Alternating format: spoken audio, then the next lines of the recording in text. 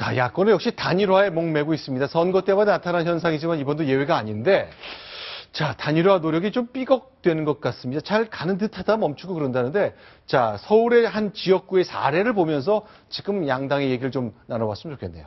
네, 서울 강서병 얘기인데요. 네. 한정혜 더불어민주당 후보와 김성호 국민의당 후보가 네. 어제 밤 늦게 후보 단일화에 합의를 했다는 내용입니다. 이제 후보 단일화에 합의했다면서 저거를 그 한정혜 후보 쪽에서 공개를 했는데 합의문을 이 설문 문항은 정당을 표기하여 후보 적합도를 묻는다. 여론조사 방식으로 이제 후보 단일화를 하기로 했는데 거기에 정당을 표시하도록 되어 있다. 이렇게 이제 합의문을 오늘 한정혜 후보가 공개를 한 겁니다. 그러니까 전화를 걸었을 때 더불어민주당의 한정혜 후보를 지지하시겠습니까? 국민의당의 김성호 후보를 지지하겠습니까? 그런데 좀 상황이 다 바뀌었나요? 그렇습니다. 그래서 저렇게 합의를 하고 오늘 발표하기로 했는데 밤늦게 오늘 또 아침에 국민의당에서 공식 지침을 내기를 여론조사할 때는 당명을 빼고 해라. 그러니까 사람 이름만 갖고 한정혜 후보를 지지하십니까? 김성호 후보를 지지하십니까? 이렇게 문항을 만들어서 여론조사를 돌려야 한다라고 지침이 내려오면서 김성호 후보가 이제 말을 바꾼 거죠. 그런데 박성원 부국장께 질문 드릴게요. 왜 이렇게 갑자기 국민의당은 당 이름 빼고 이름만 물어서 여론조사하자라고 요구를 하고 나선 거죠? 일단 그 국민의당이라고 하는 소속이 포기되는 순간 네. 그 정당 지지도나 여러 가지를 볼 때 더민주당을 어쨌든 지지하는 이런 후보자들이 특히 저 지지자들이 수도권에는 상대적으로 더 많기 때문에 네. 두 후보를 잘 몰라도 네. 그 야권 지지자로서는 더민주당 후보에게 이렇게 찬성을 할 가능성이 더 높다. 네. 이런 판단이기 때문에 후보 자체의 경쟁력만을 갖고 하자. 이러한 논리인 거죠. 근데 밤사이 이렇게 합의했다고 문서화했는데 다음 날 당에서 바꾸자 그러면 한정혜 후보는 이거 어떻게 되는 거냐라고 되게 섭섭할 텐데 이걸 법적으로 상대한테 책임을 물을 수가 있습니까? 이거는 어떤 그 민사적인 계약이 아니고 네. 어떤 정치적인 약속이기 때문에 네. 어떤 이걸 위배한다고 해가지고 무슨 손해배상을 하거나 이런 거는 불가능한 게 또 참정권에 대한 어떤 방면을 생각하면은 제약이 되지 않습니까? 네. 그 사인끼리 개인끼리 참정권 제약을 한다는 이런 말도 나올 수 있기 때문에 법적으로는 아무 문제가 안 될 것 같습니다. 자, 그럼 박성원 국장. 지금 잘 될 때, 어저께 합의문 나올 때까지만 해도, 진짜 하는구나. 이게 강서병의 사례가 곳곳으로 확산될 수 있겠구나 생각을 했는데 잘 안 되고 있잖아요. 네. 이거 좀 어떻습니까? 정치적으로 누구한테 책임을 좀 물어야 되는 겁니까? 아니면 큰 틀에서 앞으로도 계속 되기 힘든 거라고 봐야 되나요? 사실 그 당 차원에서 네. 그 앞으로 지역구 후보별로 단일화를 하려면 당명을 빼고서 하는 것으로 네. 하라라고 지침을 줬습니다. 네. 그러니까 단일화할 건지는 후보들이 선택하되 네. 한다면 조사 방식에서 당명을 빼라.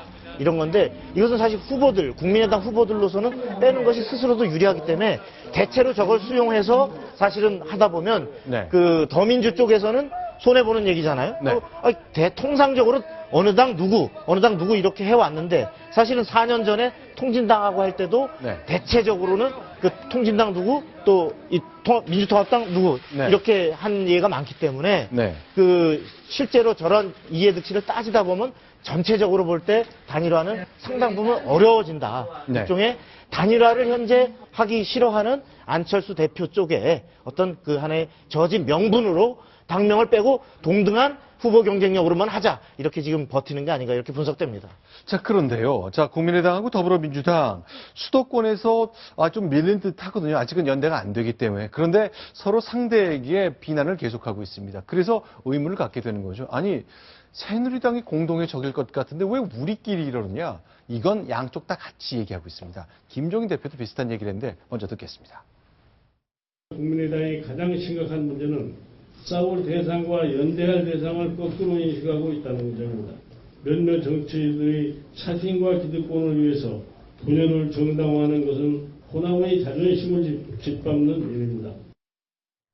자, 김종인 대표가 이제 메시지를 좀 읽으면서 참조하면서 말씀을 했는데, 네. 저 똑같은 얘기를 국민의당도 그러잖아요. 네. 아니, 왜 자꾸 우리더러 단일화 안에서 호남 정치를 깨느냐 그러냐. 새누리당을 먼저 비판하라. 이렇게 얘기하는데, 네. 이걸 양쪽 다 볼멘 소리입니다. 어떻게 네. 봐야 됩니까? 그러니까 이제 지금 야권이 분열이 돼 있지 않습니까? 네. 이 분열돼서 선거 결과가 나빠졌을 때 그 책임이 누구에게 더 맞느냐. 네. 그것을 이제 서로 좀 핑퐁 게임을 하고 있는 겁니다. 네. 김종인 대표의 경우에는 싸울 대상은 새누리당이고 연대할 대상은 우리인데 왜 우리를 공격하고 연대하자는 것에 대해서는 자꾸 반대하느냐. 이렇게 국민의당을 공격을 하고 있는 거고요. 안철수 대표의 경우에도 국민의당이 새로운 그 지지를 국민들로부터 받고 있기 때문에 국민의당 후보로 단일화하도록 좀 노력해줘야 되는 거 아니냐. 네. 이렇게 더민주에게 책임을 좀 전가를 하고 있는 겁니다. 이것은 네. 일려 다야 구도에서 수도권 선거가 서로 어렵다라는 것을 더민주도 알고 있고 국민의당도 알고 있기 때문에 이 결과에 대한 책임이 누구한테 더 있느냐. 네. 이것을 이제 지금 뭐 밑자락을 좀 깔고 있는 게 아닌가 싶습니다. 자, 간단하게 생각하면 그 연대하면 좀 어떨까? 그러면 야권표가 더 모일 텐데 라고 생각할 수도 있지만 사실은 총선 이후 대선 국면을 본다면 이게 굉장히 복잡하게 얽혀 있거든요. 자, 어쨌건 중간지대에 있는 안철수 대표는 연이어 계속 얘기하고 있습니다. 제발 두 거대 정당들 덩치값 좀 하십시오라고 일갈했습니다. 듣겠습니다. 저희는 미래에 대해서만 이야기하고 있습니다. 오히려 거대 양당이 국민의당만 신경 쓰고 있는 것 같습니다. 제가 어제도 말씀드렸던 말씀 그대로 돌려드리겠습니다. 덩치값 좀 하십시오. 맞습니다.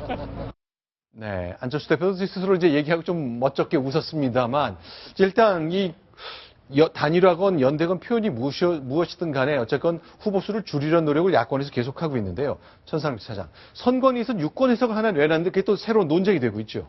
이제 야권 단일 후보라는 말을 많이 쓰는데요, 통상적으로. 그러니까 정의당 후보와 더불어민주당 후보가 연대해서 한 명이 이제 포기했을 경우에 그 사람을 야권 단일 후보로 명기하는 경우가 가끔 있었나 봅니다. 여기에 네. 대해서 국민의당이 아니 우리는 야권 단일화를 하지 않았는데 왜 우리 당을 빼고 뭐 더불어민주당이 또는 정의당 후보가 야권 단일 후보가 되어야 되느냐, 이건 문제가 있다면서 선관위에 이제 해석을 의뢰하고 있습니다. 네.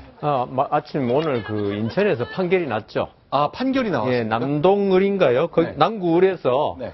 국민의당 안기옥 후보하고 네. 그다음 그 정의당 김성진 후보가 단일화한 다음에 야권 네. 단일화 후보라고 현수막을 3개쯤 걸었는데 네. 국민의당 측에서 이 가처분 신청을 해서 네. 철거했습니다. 못 쓴다. 아, 인용이 됐나요? 예, 인용됐습니다. 아, 법원의 판단은, 그러니까 선거관리위원회에서는 유권 해석하기를 국민의당 없이 정의당과 해도 네. 단일화 후보 쓸 수 있다고 했지만 법원의 생각은 달랐다. 예, 이거는 왜냐하면은 네. 국민들에게 그 유권자들에게 혼동을 주는 거기 때문에요. 야권 단일 후보 그러면 그 새누리당을 제외한 지금 여당을 제외한 모든 당이 단일화했다는 이미지로 들리거든요. 네. 그런데 실제는 지금 더불어민주당 정의당밖에 안 했거든요. 네. 그렇기 때문에 어떻게 보면은 공직선거법상 허위사실 공표가 될 수 있는 문제고 나중에 당선이 되더라도 선거법 위반으로 처벌받을 수 있는 문제이기 때문에 네. 미리 이런 가처분 신청을 통해서 이런 문제를 제거하는 게 옳다고 생각합니다. 자, 일단 계속 싸우고는 있거든요. 될 듯 하다 안 됩니다. 박성원 부국장. 그러면, 자, 이 앞으로 단일화 국면, 뭐 선거 직전까지 계속될 가능성이 많잖아요. 네. 자, 좀 포인트랄까, 관전 포인트랄까, 좀 그걸 좀 짚어주십시오. 그러니까 지금 이 김종인 대표도 네. 갈수록 단일화에 대해서 적극적으로 얘기를 하고 네. 처음에는 뭐 지역구 후보들이 하는 거야 뭐 말릴 수 없지 뭐 이러다가 지역구에서 하겠다고 하면 적극 당해서 조력하겠다, 네. 돕겠다 이렇게 나오고 네. 지금 안철수 후보도 계속 아까 당명을 써라, 네. 당명을 빼라, 네. 단일화 여론조사할 때라고 버티지만 네. 자꾸 저렇게 단일화 요구의 지역구 후보들의 비명이 지금 갈수록 거세져 오는 겁니다. 네. 그러니까 이런 압력을 전적으로 피하기는 어려울 것이고 네. 다만 당대당의 연대나 이런 부분은 어렵겠지만 그 지역에서 후보들 간에 어쨌든 우열이 비교적 선명하게 가려지는 네. 이런 쪽의 후보의 경우 한쪽 후보가 더 이상 선거비용 들어가기 전에 드롭을 해서 네. 포기를 해서 한쪽으로 단일화되는 부분이 국소적으로는 나올 수 있는데 네. 대대적으로 당 차원에서 나오기는 현재적으로 국민의당 사정상 비례대표 문제도 있기 때문에 네. 쉽지는 않다. 역시 선거는 바람도 중요하고 인물도 중요하지만 역시 선거 전문가들 얘기가 구도가 제일 중요하잖아요. 일단 여당 하나, 야당 다수의 구도는 현재 유지되고 있습니다. 자, 안철수 대표 결국 이 틀을 깨야 되는데 참 쉽지 않은 선거죠. 예. 열심히 다니고 있잖아요. 네. 안철수 네. 대표가 일단 노원병 이제 본인의 네. 이 선거구를 이제 먼저 시작을 해서요. 네. 그다음에 오늘은 이제 경기 남부, 안양 동안갑, 네. 안양 그 만안구, 군포, 네. 시흥, 이게 상록, 안산 상록까지 네. 오늘 간 곳이 뭐 한 18군, 13군데 정도 이렇게 방문을 네. 했다고 합니다. 어떻게 보면 1시간에 한 곳 정도를 좀 방문을 한 건데요. 네. 그만큼 안철수 대표를 찾는 후보들이 많다라는 얘기고요. 네. 안 후보가 와야 사람들로부터 이 국민의당의 어떤 이제 지지를 좀 더 끌어낼 수 있다. 이런 후보들의 요청이 굉장히 답지하고 있다고 합니다.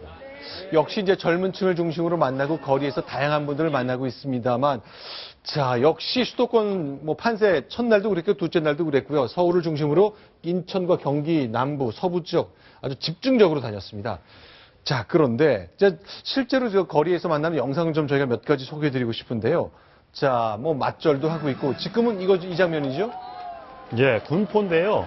군포에서 이렇게 맞절을 안철수 대표도 많이 저런 부분에서는 많이 발전한 것 같습니다. 이제 길거리에서 이렇게 시민과 맞절을 할 정도고요. 아까 어디서는요, 누군가 어떤 지지 아주머니가 뽀뽀를 했어요, 볼에 안철수 대표에. 네. 여기 그냥 입술 자국 이만큼 났는데 그걸 보고 또 이렇게 허허 웃고 그러더라고요. 예, 하여튼 열혈 지지자가 저렇게 울기까지 하는데 달래면서 잘하겠다고 저렇게 약속도 하고 그랬습니다. 자, 안철수 대표 지금 과연 어떤 생각을 할까요? 거리에서 만난 정말 처음 만난 그 여성 지지자인데 눈물을 흘립니다. 결연히 마음속으로 다짐을 하겠죠. 끝까지 완주하고 야권 단일화 절대 없어. 이런 네. 다짐을 지금 마음속으로 하고 있을 것 같습니다. 네. 자, 그런데 이제 지역구를 좀 비워놨잖아요. 노원구 지역인데 뭐 당대표라고 자기 선거 치낼 수가 없기 때문에 막 열심히 다니고 있습니다. 결국 지역구 관리는 부인인 김미경 교수가 해야 될 것 같은데 굉장히 조심스럽게 소리 없이 지원을 하고 있는 모습 같은데 그 영상 저희가 보면서 부인 얘기를 해보겠습니다. 자, 서울대학을 떠나서 과연 어떤 지원을 하고 있을지 영상 보겠습니다. 안철수 안 됩니다. 예전에 보고 올 때보다는 좀 더 많이 하는 것 같아요. 아침에 학교 가기 전에 또 이제 학교 끝나고 일과 시간에 이제 해야 될 때는 또 연차를 내서 나왔고요. 제가 보기엔 모범생의 전형 같네요. 네. 출근 전, 퇴근 후 또는 낮에 할 때는 휴가를 반드시 내고서 한다. 네. 근데 이게 앞서 이제 김무성 대표도 보고 김종인 대표, 안철수 대표, 김미경 그 부인까지 봤는데요. 네. 확실히 좀 이게 이질적이네요. 아, 과거에 박근혜 대통령이 선거를 진두지휘할 때는 네.